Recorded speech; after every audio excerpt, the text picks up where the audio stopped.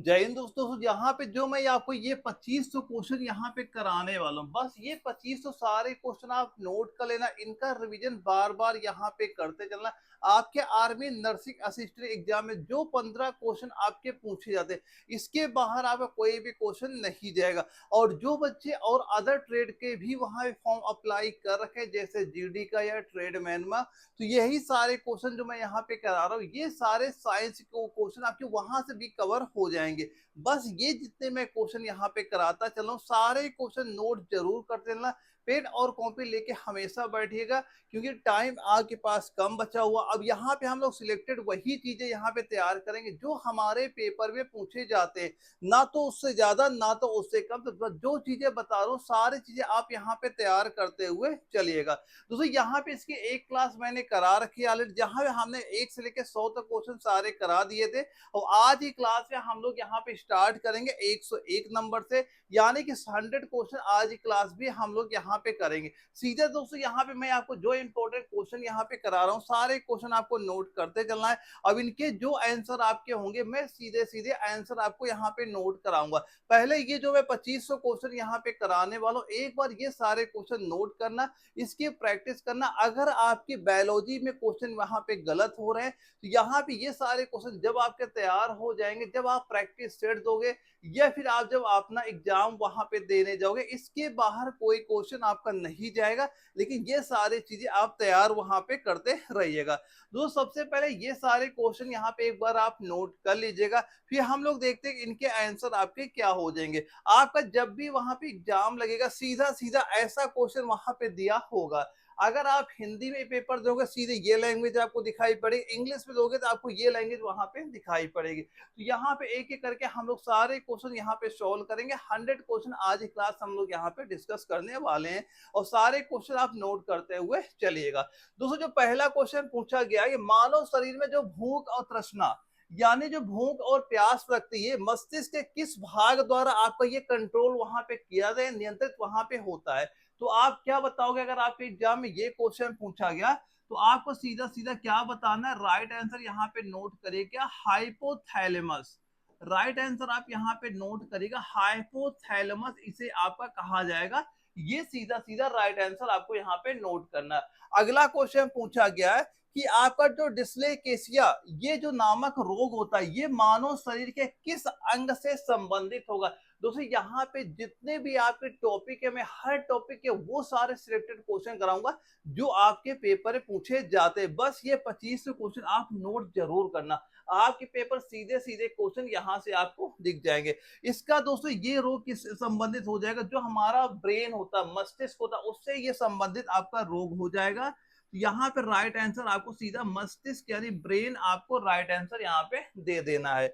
अगले क्वेश्चन में पूछ रहा है कि शरीर की कार्यविधि, जो आपकी स्थिर अवस्था होती है, ये क्या कहलाती है। तो स्थिर अवस्था आपकी क्या कहलाएगी, तो राइट आंसर क्या बताओगे? ये दोस्तों आपकी कहलाती सम स्थिति। ऑप्शन क्या दिखेगा आपका? सम स्थिति वहां पे ऑप्शन आपका दिखेगा।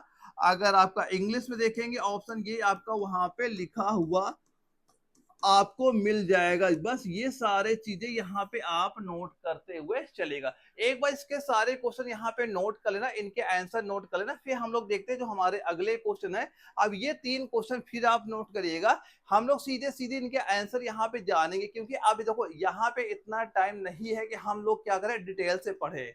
ठीक है, बस मैं जो चीजें बता रहा हूँ, चाहे आप रट्टा मार लें, चाहे जैसे याद करना, बस आपको ये सारी चीजें वहां पे तैयार करनी है। देखो इसमें क्या पूछा जा रहा है, शरीर के अन्य सभी अंगों की तुलना में किस अंग का जो ऑक्सीजन की अवस्था आपके सर्वाधिक वहां पे होती है। तो किस अंग, क्या नाम बताओगे यहाँ पे?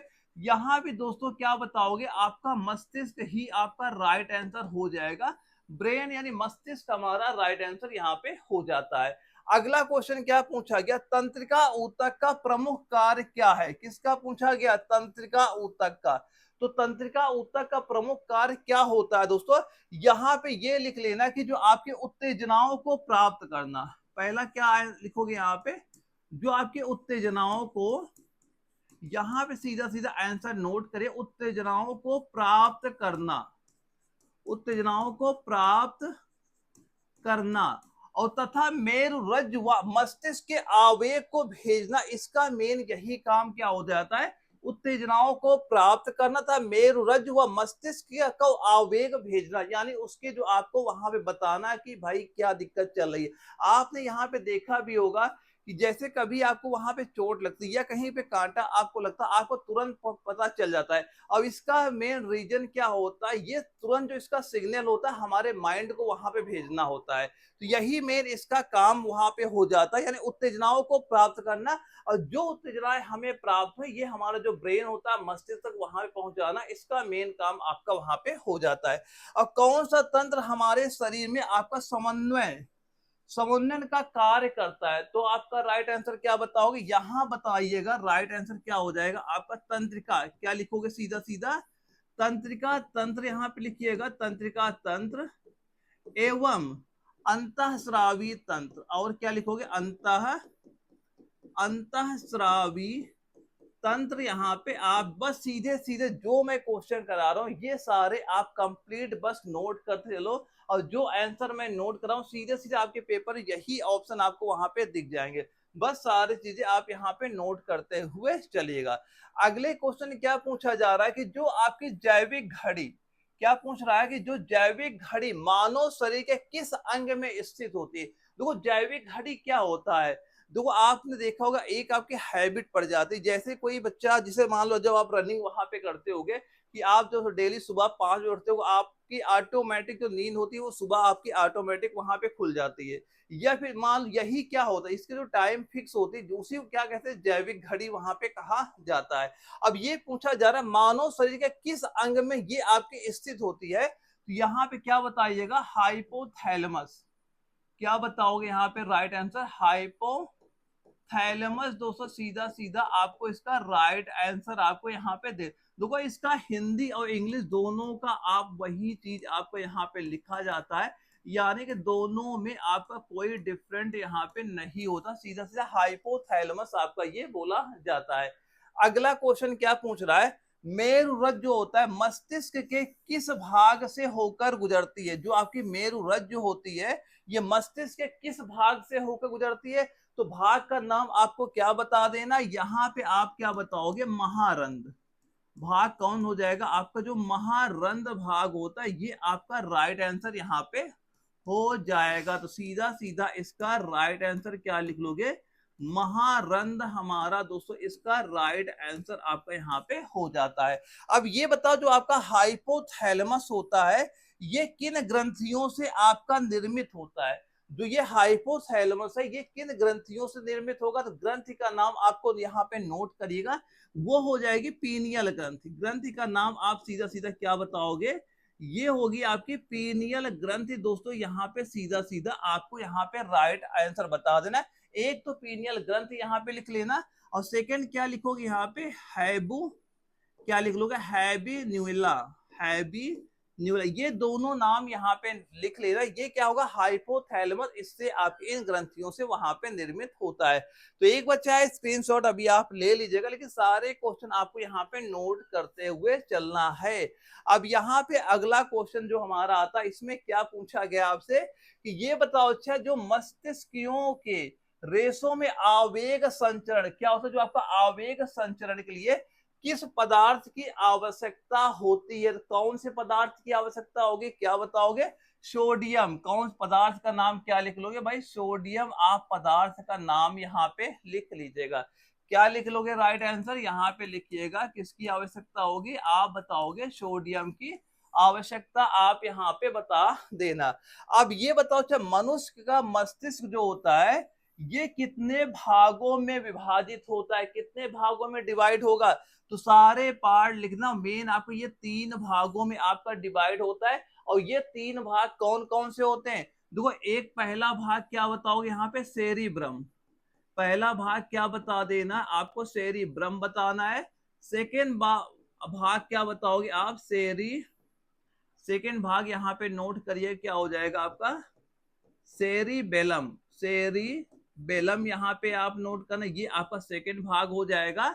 अब इसके बाद तीसरा भाग दोस्तों यहाँ पे क्या बताओगे आप, ब्रेन स्टेम, ये दोस्तों तीसरा भाग, आपको इन तीन भाग से हमारा जो ब्रेन होता है, मस्तिष्क होता है, ये डिवाइड वहां पे आपका होता है। अब ये बताओ जो न्यूरॉन होता है, क्या होता है, न्यूरॉन का बाहर निकला हुआ जो आपका लंबा भाग क्या कहलाता है? तो ये भाग क्या कहलाएगा, इसे क्या बोलते हैं, यहाँ पे लिख लेना, इसे क्या बोला जाता है, तंत्रिकांश। क्या बोला जाएगा, तंत्रिकांश दोस्तों बोला जाएगा। ये सीधा सीधा आप यहाँ पे राइट आंसर नोट कर लेना। ये सारे आंसर यहाँ पे जरूर नोट करना, मैं यकीन दिलाता हूँ यहाँ से एक क्वेश्चन बाहर नहीं जाएगा। पहले ये सारे 2500 क्वेश्चन आप नोट्स करते हुए चलेगा, एक बार स्क्रीनशॉट लीजिएगा, या सारे अभी यहाँ पे नोट कर लीजिएगा। वैसे मैं यही कहूंगा सारे क्वेश्चन साथ ही साथ में आप नोट करते चलिएगा, ताकि बाद में केवल आप रिवीजन करना, सारे जैसे क्वेश्चन कंप्लीट हो एक बार रिवीजन करना, आप बस यही क्वेश्चन तैयार करके पेपर आपको देने जाना है। एक भी क्वेश्चन बाहर नहीं जाएगा, लेकिन आपको तैयार सारे यही करने होंगे। देखो अगला पूछा गया, सुई चुभोने पर किस अंग में पीड़ा का अनुभव नहीं होगा? अगर वहां पे सुई चुभोई जाए हमारे शरीर का, वो कौन सा अंग है जहां पे हमें कोई भी पेन दर्द महसूस नहीं होगा?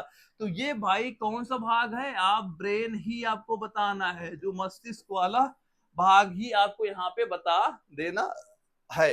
अब ये बताओ मानव मस्तिष्क का कौन सा भाग आपका, कौन सा भाग बुद्धि, स्मृति और तर्क का आपका केंद्र होता है?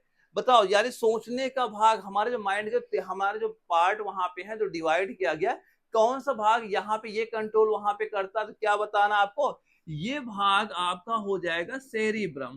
कौन सा भाग होता है ये भाग दोस्तों, क्या बताओगे, सेरिब्रम आपका, इसका राइट आंसर आपको यहाँ पे बता देना, सेरिब्रम हमारा राइट आंसर यहाँ पे हो जाता है। अब दो तंत्रिका कोशिकाओं के मिलन को क्या कहा जाता है? इसके मिलन को क्या कहा जाएगा, जहां दो तंत्रिकाएं कोशिकाओं का मिलन होता है, उसे क्या कहोगे आप?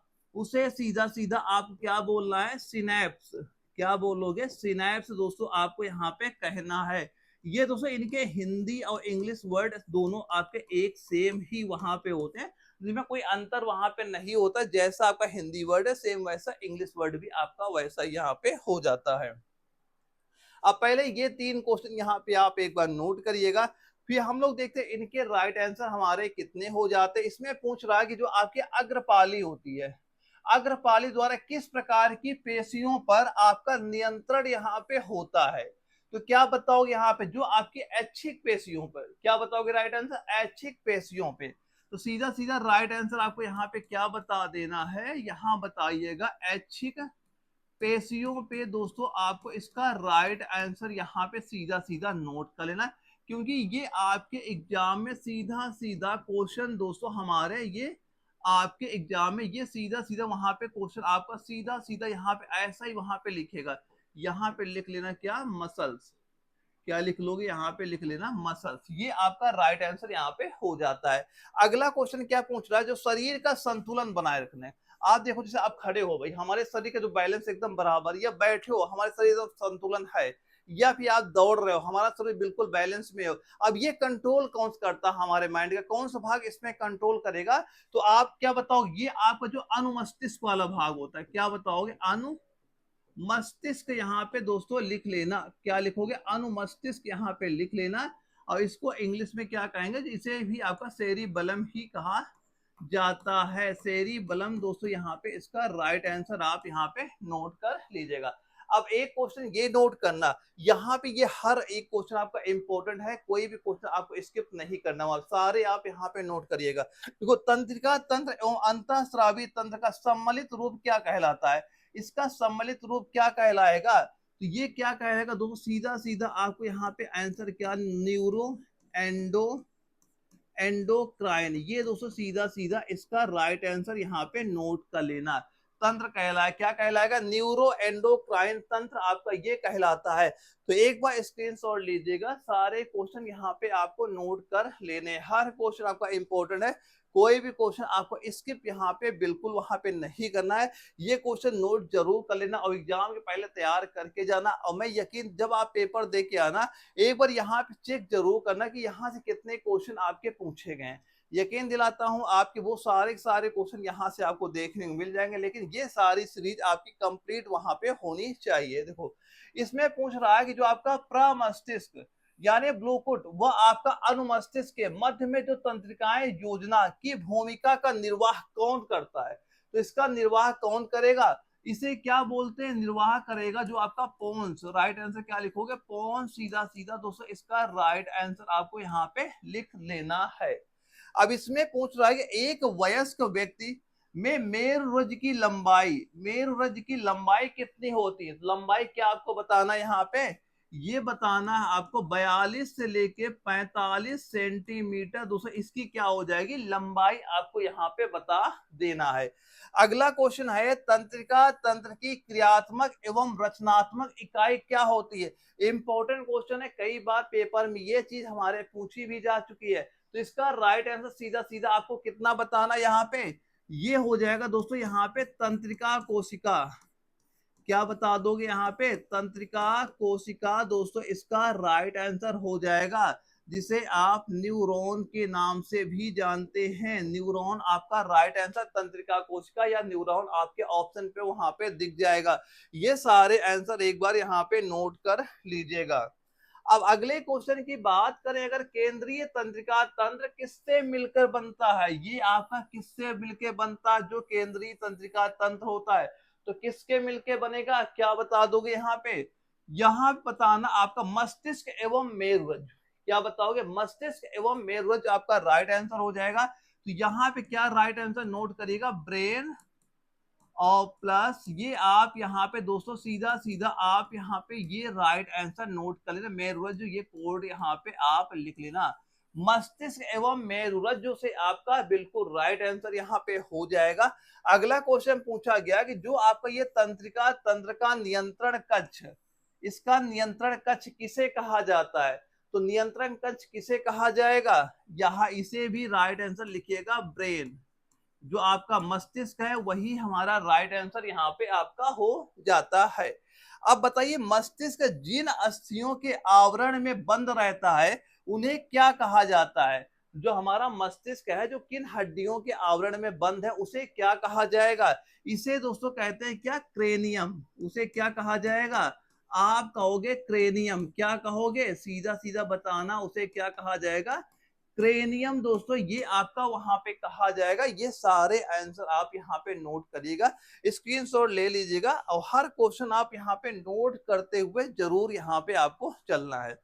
अब देखते हैं जो हमारा अगला क्वेश्चन है, क्या पूछ रहा है, मस्तिष्क कितने झिल्लियों से ढका है, जो हमारा मस्तिष्क है ये कितने झिल्लियों से ढका हुआ है, तो कितनी झिल्ली आपको बताना है, ये आपका 3 झिल्लियों से ढका हुआ है। कितने झिल्लियों से, 3 झिल्लियों से। अगर इनका हम नाम नोट करें, इनके नाम क्या हो जाएगा, एक आपका हो जाएगा ड्यूरामेटर। देखो क्या लिख लेना, एक यहाँ सारे झिल्लियों का नाम लिखना, पहला क्या लिखोगे आप यहाँ पे लिखिएगा क्या, ड्यूरामेटर पहला नाम ये आप यहाँ पे लिखिएगा। सेकेंड नाम यहाँ पे क्या हो जाएगा, सेकेंड नाम दोस्तों ये आप यहाँ पे देखो, यहाँ पे जो चीजें मैं आपको बता रहा हूँ सीधा सीधा आप यहाँ पे नोट करिएगा। और तीसरी झिल्ली क्या हो जाएगी आपकी, पियामेटर आपका, ये 3 झिल्लियां आपकी हो जाती है। यानी पहला हो गया आपका ड्यूरामेटर, एक हो जाएगा अरेकोनाइड और ये क्या हो जाएगा आपका पायामेटर। ये 3 झिल्लियों से आपका हमारा जो मस्तिष्क होता है ये आपका वहां पे ढका हुआ आपका होता है। अगला क्वेश्चन क्या पूछा गया, मस्तिष्क के जो आपके कार्टेक्स स्थित गहराई को क्या कहते हैं, इस गहराई को आपका क्या कहा जाएगा, तो इसे बोलते हैं दोस्तों क्या, सल्कस। क्या कहा जाएगा, शल्कस। यहाँ पे नोट कर लेना क्या कहा जाएगा, इसे आपका क्या कहा जाएगा, शल्कस। सल्कस दोस्तों सीधा सीधा आप यहाँ पे ये चीज यहाँ पे नोट कर लीजिएगा।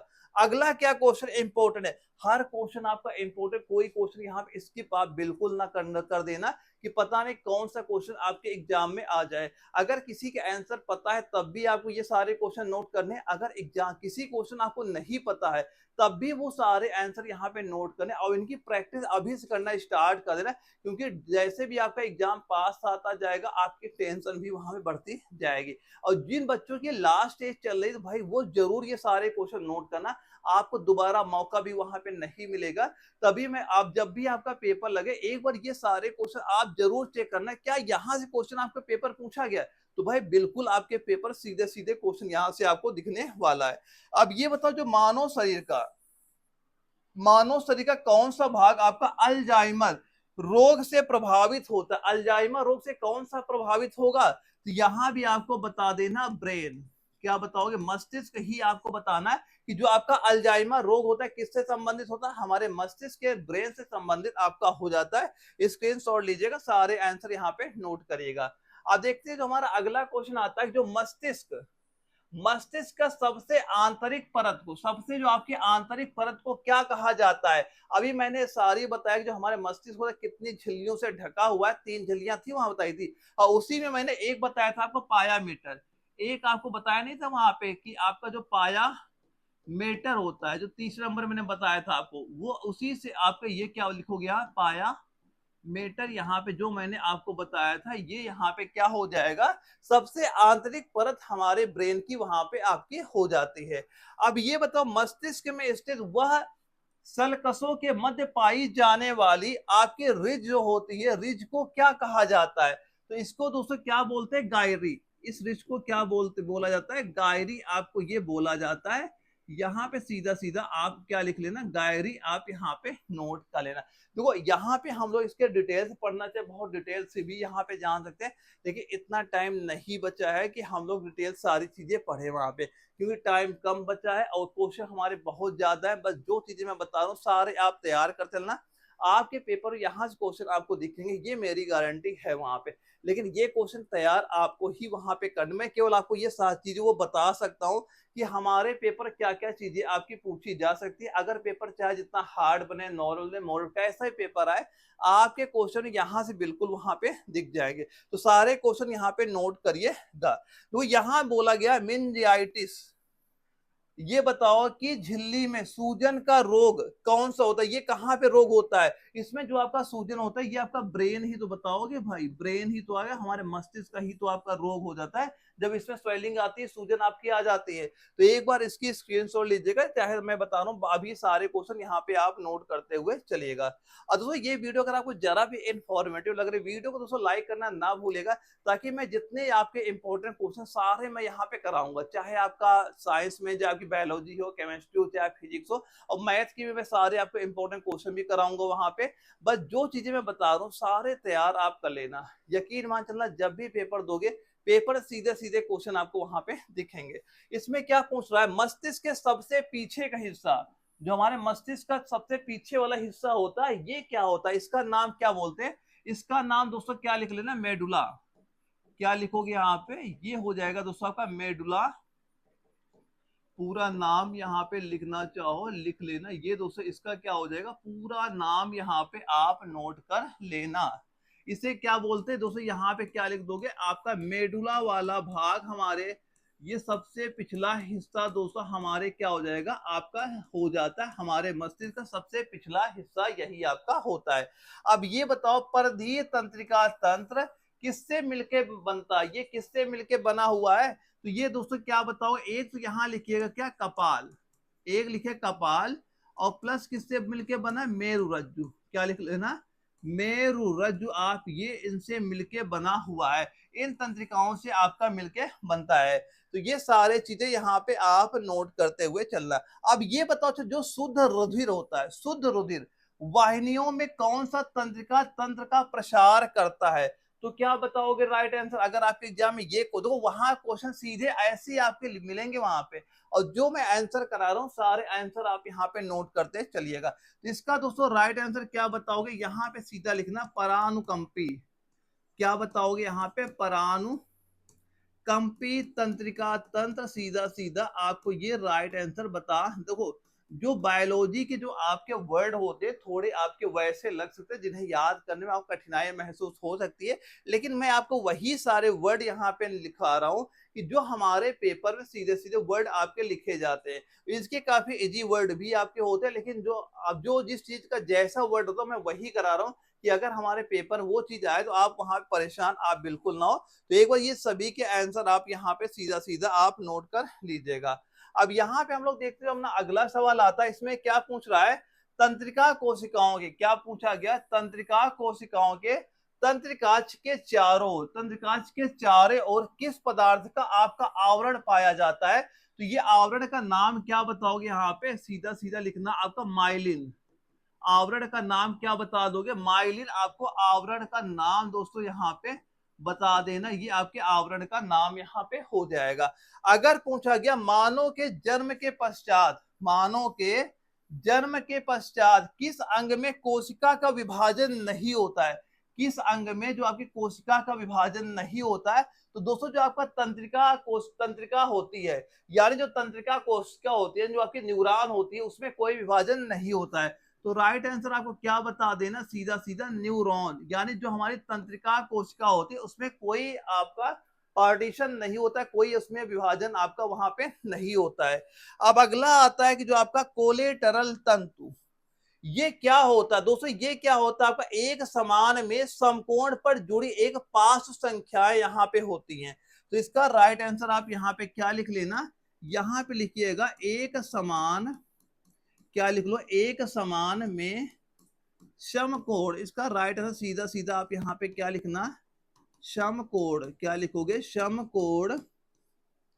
समकोण पर जुड़ी, समकोण पर जुड़ी आपकी जो पार्श्व शाखाएं, क्या लिख लो? पार्श्व शाखाएं। यहां लिखा दे रहा हूं पार्श्व शाखाएं। दोस्तों यहाँ भी तो ऐसा ही सीधा ऑप्शन यहाँ पे दिखेगा। अब इसमें मैं कई सारे वो क्वेश्चन करा रहा हूं जो आपके एग्जाम में ऑलरेडी पूछे जा चुके हैं, क्योंकि आपके एग्जाम में प्रीवियस ईयर क्वेश्चन बहुत ज्यादा रिपीट वहां पे होता है। और मेरे कंप्लीट नोट्स में आपके 2000 लेके 2024 तक के सारे प्रीवियस ईयर मैंने क्वेश्चन वहां ऑलरेडी प्रोवाइड भी आपको करा रखू। आप खुद ही वहां पे देख रहोगे कि कैसा पैटर्न हमारा है, कैसे कैसे क्वेश्चन आपके वहां पूछे जाते हैं। लेकिन जो चीजें बता रहा हूं सारी चीजें आप नोट जरूर यहाँ पे करते हुए चलेगा।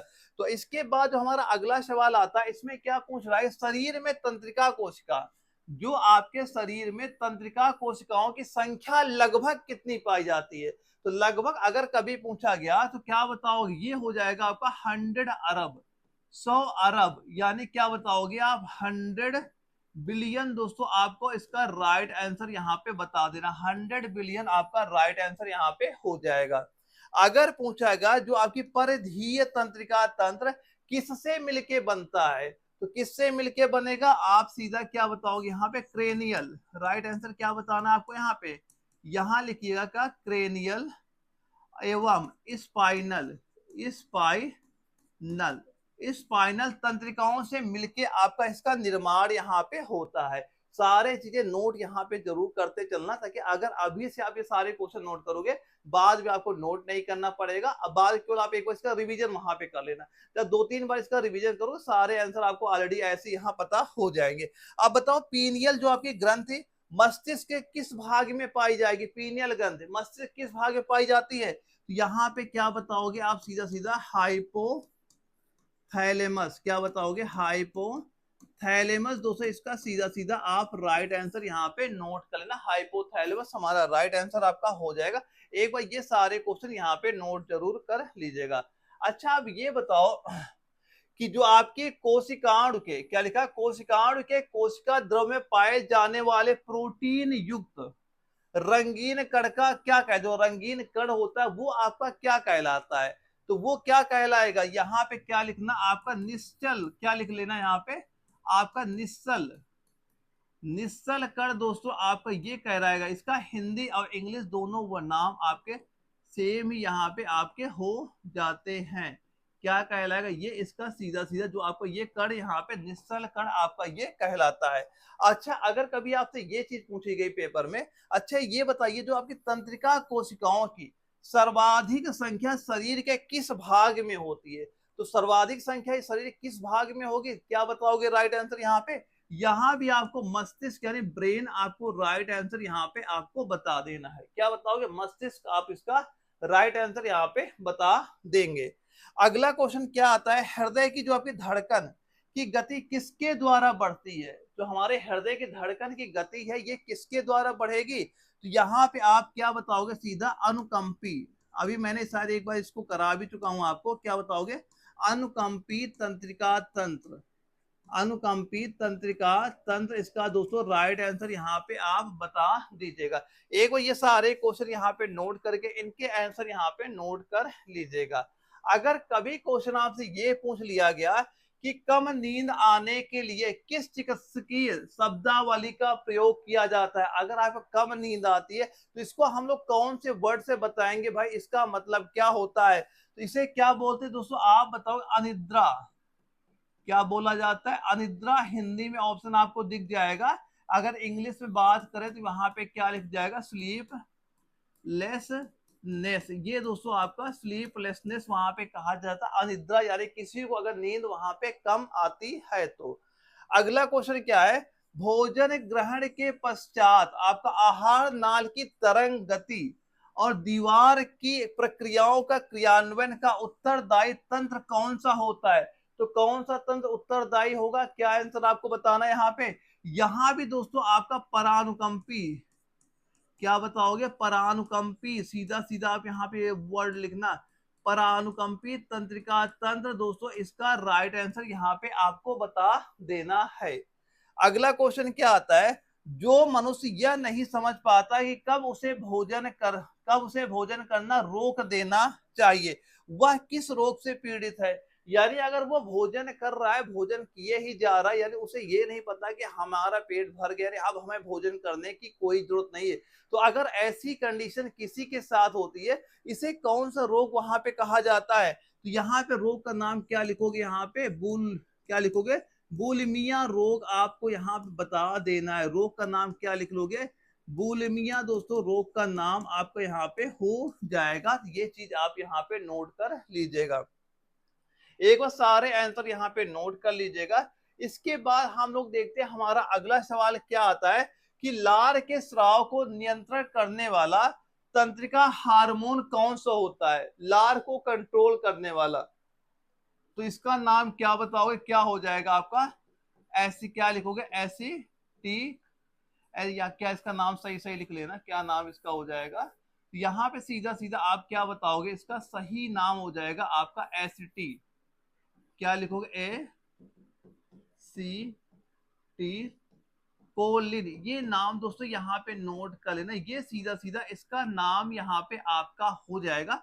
और ये एग्जाम में आपके क्वेश्चन कई बार वहां पे पूछा भी जा चुका है, ये नाम सीधा सीधा दोस्तों यहाँ पे आप नोट कर लीजिएगा। अगर कभी पूछा गया कि तंत्रिका तंत्र के क्रियात्मक विभव का मान कितना होता है, इसके क्रियात्मक विभव का मान कितना होता है, तो आपको क्या बताना है, ये दोस्तों आपका क्या हो जाएगा, प्लस, यहाँ पे सीधा सीधा नोट क्या कितना हो जाएगा, ये आपका हो जाएगा प्लस 15 से लेके 20 MV।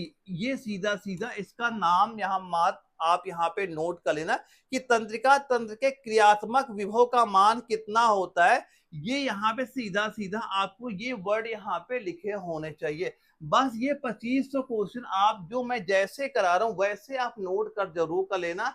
आप ये मान चलना जब भी पेपर में बैठोगे हर क्वेश्चन सिलेक्टेड ही मैं कराऊंगा, आपके एग्जाम में क्वेश्चन यहाँ सीधे सीधे आपको दिख जाएंगे।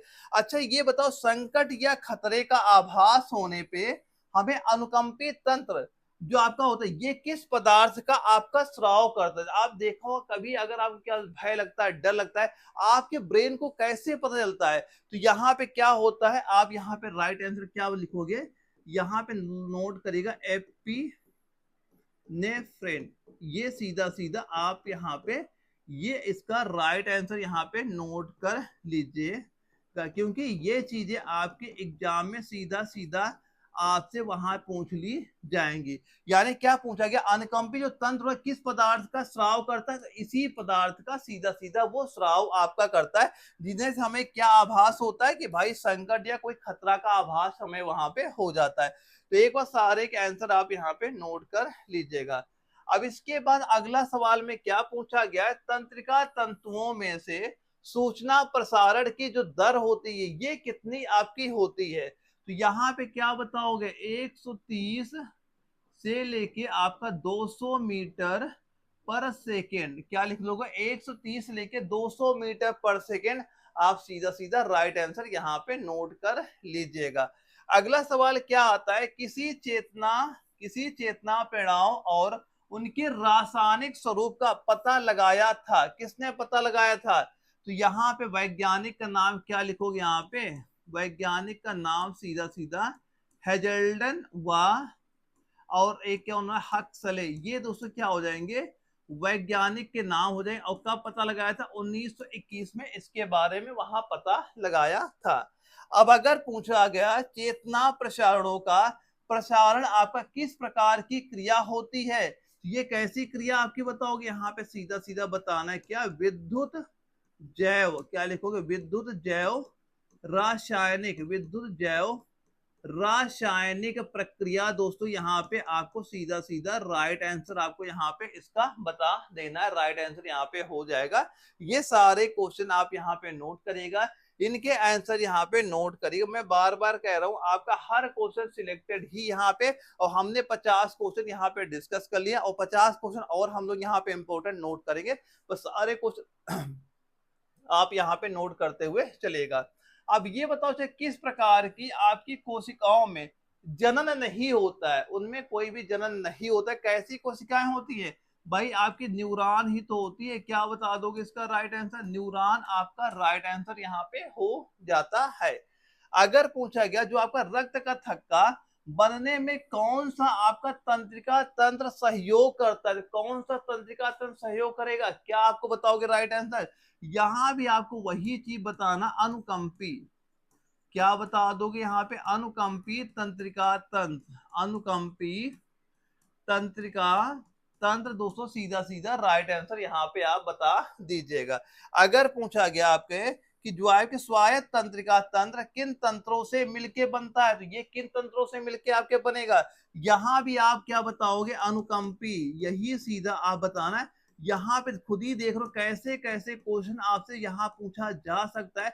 बस थोड़ी सी लैंग्वेज आपकी यहाँ पे चेंज आपकी हो जाएगी। अनुकंपी तंत्रिका और क्या लिख लोगे यहाँ पे? और आपका परानुकंपी, परानुकंपी तंत्रिका तंत्र यहाँ पे लिख। बस देखो यहाँ पे इनका अगर हम लोग एक टॉपिक, ये पूरा पूरा एक टॉपिक ही आपका है। देखिए जो चीजें हमसे एग्जाम में पूछी जाती है फिलहाल हम लोग वही चीजें पढ़ेंगे, क्योंकि फिलहाल अपना एक ही मकसद है कैसे भी करके अपना एग्जाम वहां पे क्लियर करना। तो ये सारी चीजें यहाँ पे नोट करते चलना। अब ये सवाल ध्यान से पढ़िए, फिर सोचिए क्या इनके आंसर आप यहाँ पे दे पाएंगे। एक बार सोचने का ट्राई यहाँ पे करिएगा।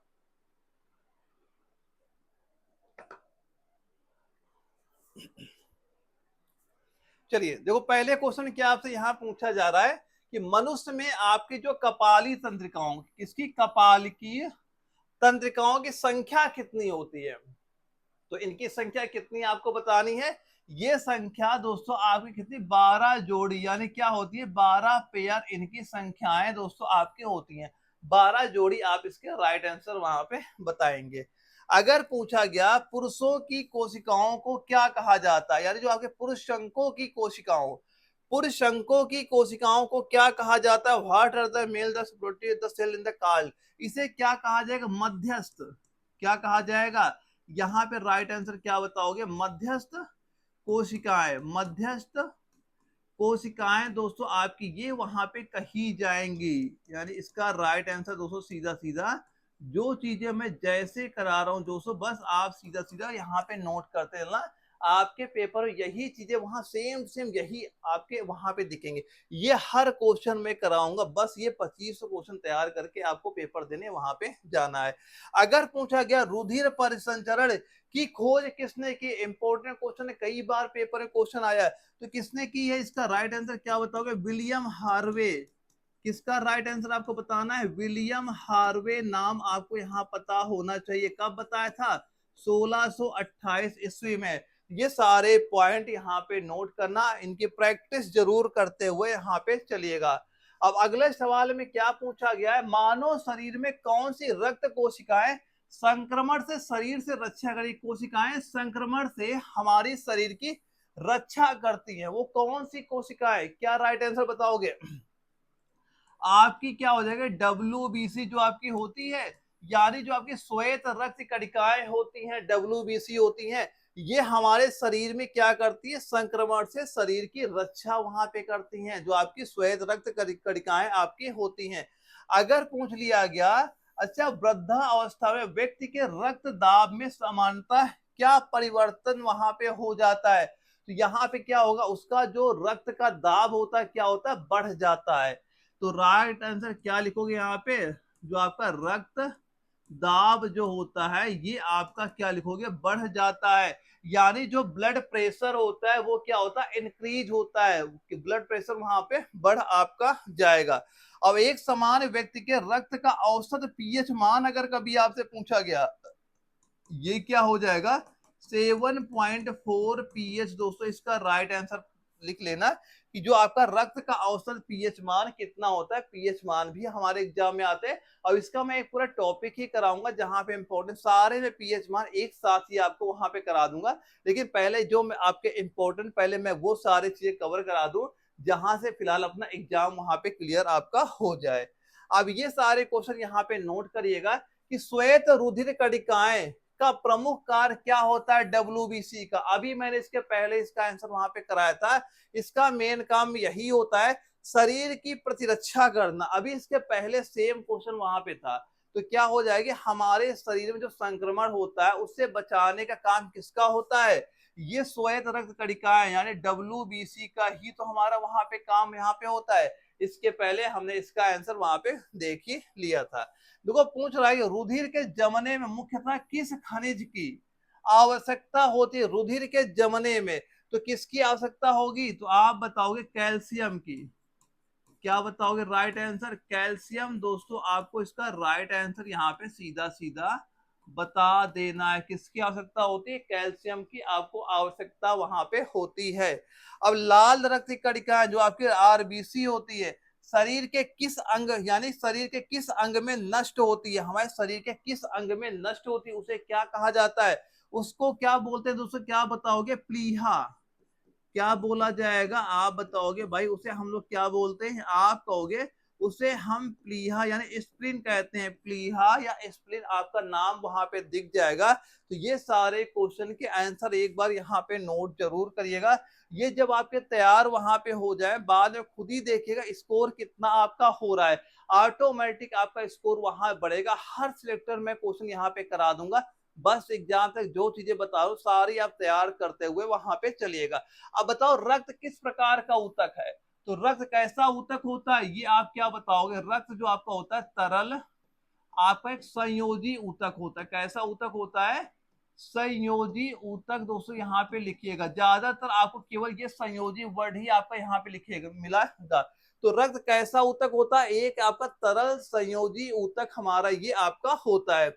अच्छा ये बता, मनुष्य का जो औसत रक्तचाप होता है ये कितना होता है, तो यहाँ पे क्या बताओगे ये कितना हो जाएगा, सीधा सीधा दोस्तों ये वर्ड आप यहाँ पे नोट कर लेना, ये सीधा सीधा आपको वहां पे एग्जाम में देखने को मिल जाएगा। अच्छा ये बताओ, रक्त में जो आपका ग्लूकोज, रक्त में ग्लूकोज का स्तर किसमें व्यक्त किया जाता है, किसमें व्यक्त किया जाएगा, तो यहाँ पे दोस्तों क्या लिखोगे, मिलीग्राम। क्या लिखोगे यहाँ पे, सीधा सीधा राइट आंसर इसका नोट करिए, क्या हो जाएगा आपका, मिलीग्राम, मिलीग्राम प्रति डेसीलीटर। ये चीज आप यहाँ पे सीधा सीधा आप यहाँ पे नोट कर लेना। बस एग्जाम में अगर शॉर्ट फॉर्म में देगा तो शॉर्ट फॉर्म में ये चीज आपका वहां पे लिखा हुआ आ जाएगा। तो ये सारे क्वेश्चन यहाँ पे नोट करिएगा, एक बार इनके आंसर यहाँ पे नोट करिएगा। बस एक बार कंप्लीट ये सारे क्वेश्चन यहाँ पे होने दीजिए, फिर बाद देखना आपके नंबर स्कोर कितना होता है, ऑटोमेटिक आपका स्कोर वहां बढ़ जाएगा। और स्कोर छोड़ो, आप जब पेपर में देखोगे ना सीधा सीधा ऐसे क्वेश्चन वहां पे आपको दिखेंगे। अच्छा ये बताओ, प्लाज्मा में जल का परसेंटेज क्या होता है, प्लाज्मा में जल का परसेंटेज कभी अगर आपसे पूछा गया तो ये दोस्तों आपका 90 से लेके आपका 92% आपका होगा। सीधा सीधा आपको ये राइट आंसर यहाँ पे नोट कर लेना है। अगला क्वेश्चन आता है कि जो आपका लाल रक्त कणिकाएं होती है यानी जो आपकी आरबीसी का निर्माण शरीर के किस भाग में होता है, तो कहां बताओगे निर्माण होगा, ये होता है आपका अस्थि मज्जा में। कहां बताओगे आपका निर्माण कहां पे होगा, अस्थि मज्जा में। यानी कहां बताओगे, जो आपका बोन मैरो होता है, कहां, बोन मैरो में दोस्तों इसका निर्माण वहां पे होगा। सीधा सीधा राइट आंसर यहाँ पे नोट कर लीजिएगा। अब ये बताओ, जो आपका रक्त दाब का नियंत्रण किस ग्रंथि के द्वारा होता है, तो इसका कंट्रोल कहाँ के द्वारा होगा, तो क्या बताओगे राइट आंसर, यहाँ पे आपको बता देना अधिवृक्क। क्या बताओगे? अधिवृक्क जो आपकी ग्रंथि होती है, ये आपका राइट आंसर यहाँ पे हो जाएगा। तो सीधा सीधा इसका राइट क्या नोट करो, एडर्नल क्या लिख लो, ए। ये दोस्तों यहाँ पे जो चीजें जैसे मैं करा रहा हूँ ये ग्लैंड यहाँ पे नोट कर लीजिएगा। बस यहाँ पे जितने मैं क्वेश्चन करा रहा हूँ, जैसे मैं बता ही रहा हूँ बार बार, 2500 क्वेश्चन सारे आपको कंप्लीट यहाँ पे करने हैं। बाद में आपके ऑटोमेटिक इसका जो स्कोर होगा वो वहां बढ़ता हुआ आपको खुद ही वहां पे देख लोगे। लेकिन पहले ये कंप्लीट सीरीज आपकी एक बार यहाँ पे हो जाए। देखो इसमें पूछ रहा है कि अधिवृक्क ग्रंथि के अधिक सक्रिय होने पर आपकी आरबीसी की संख्या पे क्या प्रभाव पड़ता है। तो दोस्तों जो आपकी आरबीसी की संख्या होती है ना, जो क्या होती है आपकी आरबीसी की संख्या क्या हो जाएगी, आप कहोगे ये इंक्रीज होती है। ये आरबीसी की संख्या आपकी ऑटोमेटिक आपकी वहां पे बढ़ जाती है। अब ये बताओ अच्छा, जो आपका एनीमिया क्या लिखा गया है, एनीमिया किस पोषक तत्व की कमी से होता है? एनीमिया नामक रोग किस पोषक तत्व की कमी से होता है? तो यहाँ पे सीधा बताइएगा क्या, फोलिक एसिड। क्या बताओगे राइट आंसर यहाँ पे, फोलिक एसिड। दोस्तों यहाँ पे सीधा सीधा आपको राइट आंसर यहाँ पे बता देना है। क्या बताओगे राइट आंसर, फोलिक एसिड। दोस्तों यहाँ पे सीधा सीधा आपका राइट आंसर यहाँ पे हो जाता है। ये आइए फोलिक लिख लेना, ठीक है। अच्छा, श्वेत रक्त कणिकाएं जो आपकी क्या, डब्ल्यूबीसी की संख्या कितने होने पर रक्त कैंसर होता है? यानी श्वेत रक्त कणिकाओं की संख्या कितनी होने पर रक्त कैंसर आपका यहाँ पे होता है? तो इसकी संख्या क्या लिख लोगे यहाँ पे, 12,000 प्रति सीसी से अधिक। ये चीज यहाँ पे नोट कर, इससे जब अधिक हो जाती है, इसकी संख्या क्या हो जाएगी, इससे अधिक हो जाती है, तो आप क्या वहां पे क्या कहा जाता है, रक्त कैंसर, ब्लड कैंसर वहां पे आपको हो गया है। ये सारे चीजें यहाँ पे आप एक बार नोट कर लेना। ये आपके एग्जाम में क्वेश्चन सीधे सीधे आपको देखने को मिल जाएंगे। अगला क्वेश्चन क्या पूछ रहा है कि रक्तचाप के उपचार में किस औषधि पौधे का प्रयोग होता है? किस औषधि पौधे का प्रयोग होगा? तो यहाँ पे लिखिएगा सर्पगंधा। क्या लिखोगे यहाँ पे, राइट आंसर लिखिएगा सर्पगंधा। आपका राइट आंसर सीधा सीधा यहाँ पे हो जाता है। अगला क्वेश्चन नोट करना, मानव शरीर का रक्त बैंक किस अंग को कहा जाता है? ब्लड बैंक किसे कहा जाता है? तो यहाँ भी क्या बताओगे, जो आपका प्लीहा होता है, क्या प्लीहा। सीधा सीधा नोट क्या करोगे, प्लीहा। दोस्तों आपका राइट आंसर यहाँ पे हो जाएगा। अगला क्वेश्चन क्या आता है, जो आपका सिकिल सेल एनीमिया किसकी विकृति से होता है? किसकी विकृति के कारण से होगा? तो क्या बताओगे आप यहाँ पे, ये हो जाएगा आपका आरबीसी, लाल रक्त कणिकाएं, आरबीसी इसका राइट आंसर यहाँ पे नोट कर लीजिएगा। ये सारे क्वेश्चन कंप्लीट यहाँ पे करते हुए चलिएगा। अगला क्वेश्चन में हमसे क्या पूछा जा रहा है, ये बताओ आप यहाँ पे, जो आपका रिसरिपिन नामक औषधि किस लिए प्रयोग की जाती है? तो ये किसके लिए प्रयोग की जाती है? जो आपका उच्च रक्तचाप को, क्या लिख दोगे यहाँ पे लिखिएगा, जो आपका उच्च, क्या लिखोगे, उच्च रक्तचाप, उच्च रक्तचाप को कम करने के लिए, इसका यूज वहां पे आपका किया जाता है। अब जो आपकी कणिका विहीन रक्त के तरल भाग को क्या कहते हैं? इस तरल भाग को क्या आपका कहा जाएगा? इसे कहते हैं दोस्तों प्लाज्मा। क्या कहा जाता है? आप कहोगे इसे प्लाज्मा। आपका ये वहां पे कहा जाएगा, क्या कहा जाएगा, प्लाज्मा। आप यहाँ पे नोट कर लीजिएगा। अगर कभी पूछा गया जो आपकी प्लेटलेट्स की सामान्य संख्या कितनी होती है, प्लेटलेट्स की सामान्य संख्या कितनी हो जाएगी, यहाँ पे क्या लिख लोगे आप, 1.5 लाख। क्या लिख लोगे, 1.5 लाख से लेके 4.5 लाख। यहाँ पे आप सीधा सीधा नोट कर लेना, 4.5 लाख प्रति मिली क्यूब। ये सीधा सीधा नोट कर लेना। ये किसकी संख्या हो जाती है? प्लेटलेट्स की संख्या यहाँ पे हो जाती है। तो ये सारे क्वेश्चन यहाँ पे एक बार नोट करना है। बस एक बार ये पूरे कंप्लीट क्वेश्चन करके तो देखो आप वहां पे, जब भी आपका पेपर लगेगा, जब भी आप पेपर बैठोगे, सीधे सीधे क्वेश्चन आपको वहां पे नजर आएंगे। लेकिन ये सीरीज आपकी कंप्लीट वहां पे होनी चाहिए। इसमें क्या पूछा जा रहा है, वयस्क मनुष्य के रक्त के प्रति 100 मिलीलीटर में हीमोग्लोबिन की मात्रा कितनी होती है? तो क्या बताओगे यहाँ पे, 14.5 ग्राम। यहाँ पे ये चीज आप यहाँ पे नोट कर लेना। देखो आप देखा होगा जब आप वहां किसी को ब्लड डोनेट करते हैं, ठीक है, तो वहां पे क्या आपका चेक किया, यहाँ पे यही चेक किया था, अगर आपकी जो हीमोग्लोबिन मात्रा इससे कम वहां पे निकलती है तो आपका ब्लड भी वहां पे नहीं लिया था, वहां खुद ही कहते हैं आपके अंदर तो खुद ही ब्लड वहां पे कम है, तो इतनी मात्रा इसकी यहाँ पे आपकी होनी चाहिए, अगर इतनी मात्रा है तभी आप वहां अपना ब्लड किसी को डोनेट भी वहां पे कर सकते हो। इसमें क्या पूछ रहा है अगला सवाल में कि आरबीसी की सामान्य आयु कितनी होती है, आरबीसी जो आपकी लाल रक्त कणिकाएं होती है इनका जीवन काल कितना होता है, तो क्या बताओगे, ये दोस्तों आपका हो जाएगा 100 से लेके 120 दिन, 100 से लेके 120 दिन आपको इसका राइट आंसर यहाँ पे आपको बता देना है। अगला क्वेश्चन क्या पूछा गया है, रक्त में ग्लूकोज की मात्रा में वृद्धि क्या कहते हैं, इसमें अगर रक्त में ग्लूकोज की मात्रा में वृद्धि हो जाती है उसे क्या कहा जाता है, तो इसे क्या लिखोगे दोस्तों, यहाँ पे लिखिएगा क्या कहा जाएगा, हाइपर ग्लाइसीमिया, सी मिया ये कहा जाएगा, ये चीज सीधा सीधा आप यहाँ पे नोट कर लेना, क्योंकि आपका जब भी एग्जाम दोस्तों यहाँ पे लगेगा ऐसे क्वेश्चन आपसे सीधा सीधा वहां पे पूछे जाएंगे, तो ये सारे क्वेश्चन यहाँ पे नोट जरूर करना, प्रैक्टिस जरूर आज ही कर लेना, बार बार जितने क्वेश्चन होते जाए कंप्लीट होते जाए आप रिवीजन जरूर वहां पे करते हुए चलिएगा। अगले क्वेश्चन क्या पूछा गया, किस प्राणी के जीव द्रव में आपका हीमोग्लोबिन का विलय हो जाता है, विलय हो जाता है, गायब हो जाता है, क्या बताओगे, ये यहाँ पे लिखिएगा राइट आंसर क्या बताओगे, केचुआ, कौन सा प्राणी हो जाएगा, प्राणी का नाम बताना है, केचुआ आपको यहाँ पे बता देना है। अगर पूछा गया शरीर में प्लेटलेट्स के उत्पादन का नियंत्रण, इसका कंट्रोल किसके द्वारा होता है, किसका पूछा गया, शरीर के प्लेटलेट्स के उत्पादन का नियंत्रण, यानी कितना उसका प्रोड्यूस होगा, कितना उसका उत्पादन होगा, ये कंट्रोल कौन करता है, तो यहाँ पे क्या बताओगे, सीधा सीधा लिखिएगा क्या, थ्राम्बो, क्या लिखेंगे, थ्राम्बोपाइटिन, थ्राम्बोपाइटिन दोस्तों यहाँ पे सीधा सीधा आपको ये वर्ड यहाँ पे लिख लेना है, सही से लिख लेना, क्योंकि ये आपका इंपॉर्टेंट क्वेश्चन है, पेपर में ये चीज यहाँ पे पूछी भी गई है, क्या लिख लोगे, थ्राम्बोपाइटिन,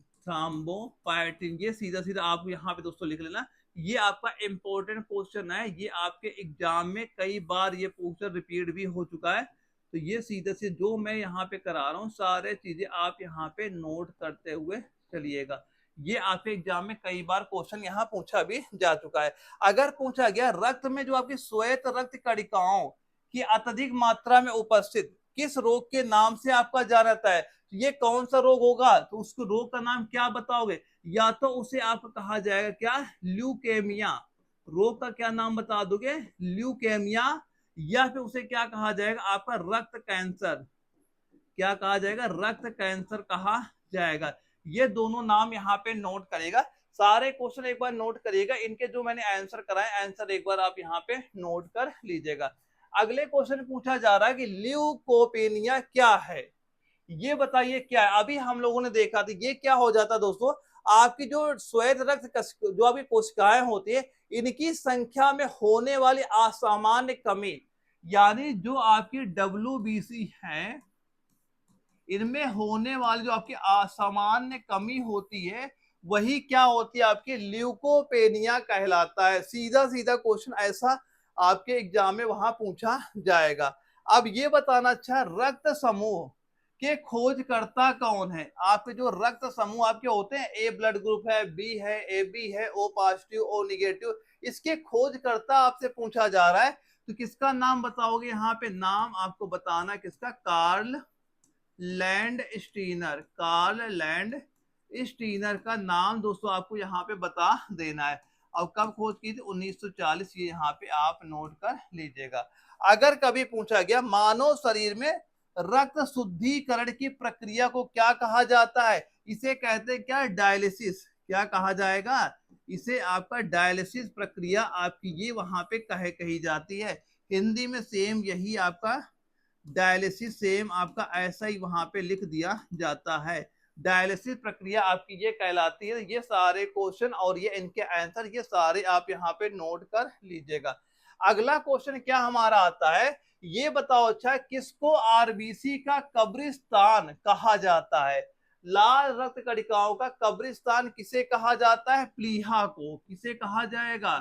प्लीहा को कहा जाता है। जो आपकी स्प्लीन होती है इसी को आपका कहा जाता है। अब ये बताना, अच्छा, हीमोफीलिया के कारण किस प्रकार का विकार उत्पन्न होता है? हीमोफीलिया के कारण तो कैसा विकार उत्पन्न होता है? तो यहाँ पे क्या बताओगे? सीधा आंसर, रक्त का स्कंदन। क्या लिखो? रक्त का आपका जो स्कंदन ना होना, स्कंदन ना हो। देखो इसका, देखो आपके एग्जाम में स्कंदन वर्ड वहां पे लिखता है। देखो स्कंदन का मतलब आप ये समझ सकते हैं जैसे कि कभी अगर आपके कट लग गया, चोट लग गई, आपके वहां से ब्लड आपका बहने लगा, तो अगर किसी पेशेंट को हीमोफीलिया है तो उसमें जो रक्त का थक्का होता है वो वहां पे जल्दी आपका नहीं जमता है। जितना सामान्य टाइम लगना चाहिए उससे ज्यादा टाइम वहां पे आपका लगता है। तो यही चीज क्या होता है? रक्त का स्कंदन, रक्त का थक्का ना जमना, ये किस पे हो जाएगा? आपका हीमोफीलिया से संबंधित आपका यहाँ पे हो जाता है। अब ये बताओ, चाहे हीमोग्लोबिन तथा आपका साइटोक्रोम का घटक है, इनके घटक क्या हो जाएंगे भाई? आयरन ही इनका घटक होता है, जो आपका लोहा होता है। इनका घटक क्या हो जाएगा? आयरन है, जो आपका लोहा होता है, यही तो घटक आपका हो जाता है। तो ये सारे आंसर एक बार यहाँ पे आप नोट कर लीजिएगा। हम लोग क्वेश्चन पहुंच गए 89 नंबर में। देखते हैं क्या चीज हमसे पूछी जा रही है कि आरबीसी की संख्या किस यंत्र के द्वारा, किस यंत्र के द्वारा ज्ञात की जाती है? यहाँ पे राइट आंसर क्या आप बताओगे? सीधा सीधा लिखिएगा, हीमोसाइटो हीमोसाइटोमीटर। ये चीज यहाँ पे आप सीधा सीधा आप नोट कर लेना। ये आपके एग्जाम में कई बार क्वेश्चन भी आपका पूछा जा चुका है। हीमोसाइटो मीटर दोस्तों इसका राइट आंसर आपका यहाँ पे हो जाता है। अब ये बताओ, मानव शरीर में अगर रक्त की अपर्याप्त आपूर्ति क्या कहलाती है? यानी शरीर में ब्लड की कमी हो गई तो यानी उसकी अपर्याप्त, यानी अपर्याप्त आपूर्ति क्या कहलाएगी? तो यहाँ पे क्या लिखोगे आप? ये क्या कहलाएगी? इस्कीमिया। क्या कहलाती आप? ये इस्कीमिया आपकी यहाँ पे कहलाएगी। सीधा सीधा यहाँ पे इस्कीमिया आप यहाँ पे राइट आंसर इसका यहाँ पे नोट कर लीजिएगा। अगर कभी पूछा गया आपसे कि एग्लूटिनिन किसकी उपस्थिति होता है, तो किसकी उपस्थिति आप यहाँ बताओगे? यहाँ पे आपको बताना है क्या? रक्त प्लाज्मा। क्या बताओगे? रक्त प्लाज्मा और तथा क्या हो जाएगा? सीरम। रक्त प्लाज्मा तथा सीरम, ये दो वर्ड आप यहाँ पे नोट कर लेना। रक्त प्लाज्मा और सीरम, ये दोनों चीजें आप यहाँ पे नोट करना कि एग्लूटिनिन किससे उपस्थित होते हैं? रक्त प्लाज्मा और सीरम, ये चीज यहाँ पे नोट करना। सारे क्वेश्चन दोस्तों यहाँ पे नोट करते हुए आप चलिएगा। इसके बाद जो अगले सवाल में क्या पूछ रहा है, किस रक्त समूह का व्यक्ति जो होता है ये सर्वदाता होता है? हम सभी को पता है जो आपका ओ समूह होता है, ओ ब्लड ग्रुप होता है, इसे क्या कहते हैं? ये आपका हो जाएगा सर्वदाता। इसमें क्या पूछ रहा है? ए बी, जो आपका ए बी रक्त वर्ग का व्यक्ति, किसी भी व्यक्ति रक्त को वर्ग रक्त क्या होता है? ले सकता है, और इसलिए इसे क्या कहा जाता है? यानी ये सभी का ब्लड वहां पे ले, जिसे ओ होता है, ये सभी को दे सकता है, सर्वदाता कहलाता है। अब ये सभी का अगर ले सकता है ये क्या कहलाएगा? आप लिख ले यहाँ पे नोट कर क्या आंसर लिख लेना, सार्वभौमिक। क्या लिख लोगे? सार्वभौमिक। सार्वभौमिक प्राप्तकर्ता, प्राप्त करता यहाँ पे लिख ले। जैसे ये आपका हो जाता है सर्वदाता, इसे क्या बोले? सार्वभौमिक प्राप्त करता है या सर्वाग्राही भी बोल लेता है। ये किसी का ब्लड ग्रुप अपने वहां पे ले सकता है।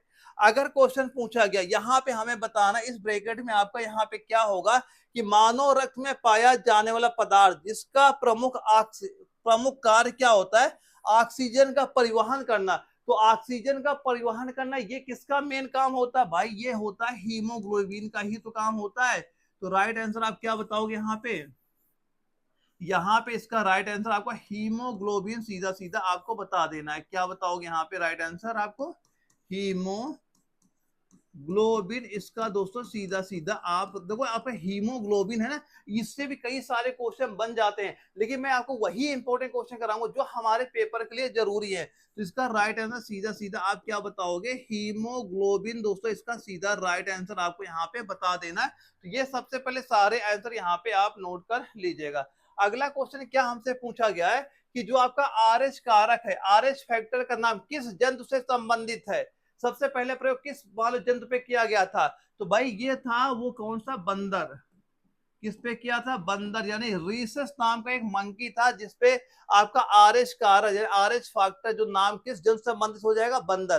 कौन सा बंदर था, रीसस नाम का एक मंकी, आपका वहां पे राइट आंसर हो जाएगा। अगला क्वेश्चन आता है, रक्त समूह जो आपका एबी को सार्वभौमिक ग्रहण माना जाता है, इसका रीजन क्या होता है। अभी दोस्तों मैंने बताया था, इसमें क्या लिखा, सार्वभौमिक ग्रहण, यानी सर्वग्राही क्यों होता है, क्योंकि ये सभी का ब्लड वहां पे ले सकता है।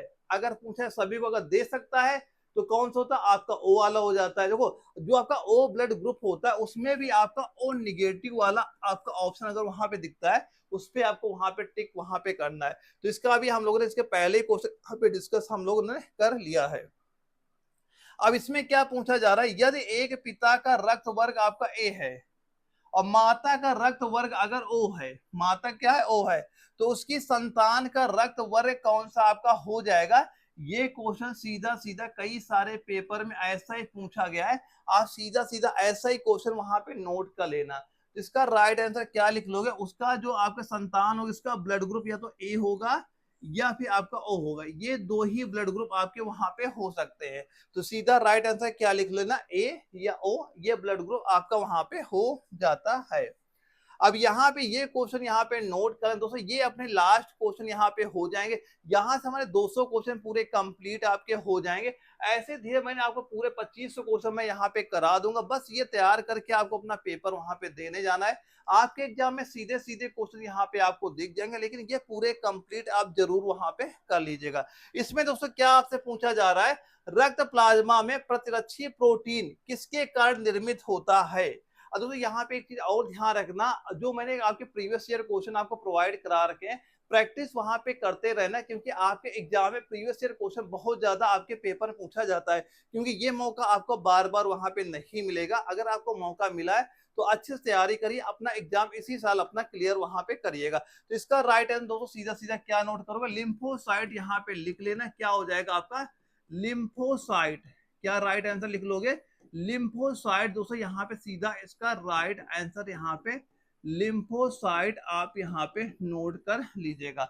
अगला क्वेश्चन क्या पूछा गया, जो आपका पेस मेकर होता है का कार्य क्या होता है। तो हम सभी को पता है जो आपका पेस मेकर का मेन कार्य क्या होता है, जो आपके दिल की धड़कन होती है इसका प्रारंभ करना, यानी जो आपका दिल की धड़कन होती है, दिल की जो आपकी धड़कन होती है इसको क्या प्रारंभ करना इसका मेन काम होता है। प्रारंभ करना ही इसका काम केवल होता है किसका, पेस मेकर जो आपका यहाँ पे होता है।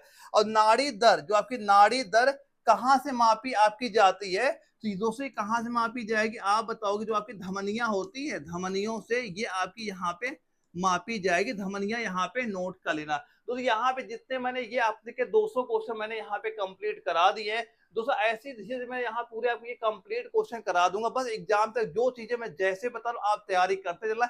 यकीन मान चलना आपके पेपर सीधे सीधे क्वेश्चन यहाँ से आपको दिखेंगे, लेकिन जो मैं इंपॉर्टेंट क्वेश्चन कराऊँ ये सारे आपको तैयार जरूर वहां पे होने चाहिए। अगर आपको इसी साल अपना एग्जाम यहाँ पे क्लियर करना है, एक बार ये पूरे कंप्लीट क्वेश्चन यहाँ पे सोल्व कर लेना, फिर आप जब भी पेपर देने जाओगे आपके एग्जाम में सीधे सीधे क्वेश्चन यहाँ से आपको वहां पे दिख जाएंगे। और यहाँ पे केवल नर्सिंग का ही नहीं, साइंस का कोई भी क्वेश्चन आपका बाहर यहाँ से नहीं जाएगा, अगर ये पूरे कंप्लीट आप चीजें यहाँ पे तैयार कर लेते हो। तो ओके दोस्तों, हम लोग मिलेंगे कल एक अगली क्लास में, तब तक के लिए जय हिंद।